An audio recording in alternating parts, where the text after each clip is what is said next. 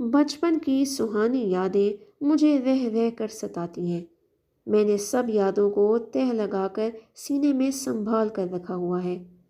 گندم کی کٹائی کا موسم آتا تو ہم چھوٹے بچوں کی میٹھی عید ہوا کرتی تھی۔ مجھے یاد ہے ہم گاؤں کے لڑکے اور لڑکیاں مل کر دور دور گندم کی ڈھیروں میں سے اپنا حصہ وصول کرنے جاتے تھے۔ رزق کی فراوانی تھی چونکہ دل سخی ہوا کرتے تھے۔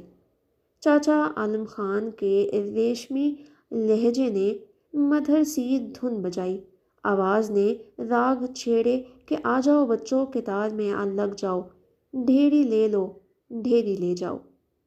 ہم بھاگم بھاگ کتار میں لگ جایا کرتے تھے اور ننھی ننھی جھولیاں پھیلا لیتے تھے تاکہ زیادہ سے زیادہ ڈھیری ہمارے حصے میں آئے۔ ڈھیری سے حصہ وصول کرتے ہی ہر طرف خوشی کی رنگ برنگی پتنگیں اڑنے لگتی تھیں۔ بسنت رت اپنا مہینہ چھوڑ بھاگتی تھی۔ ہر طرف رنگ ہی رنگ تھے، خوشیوں کے رنگ جی، محبتوں کے رنگ جی، احترام کے رنگ، انسانیت سے عقیدت کے رنگ۔ یار کوئی لوٹا دے میرا بچپن، تھک گیا ہوں اس بے رنگی دنیا سے۔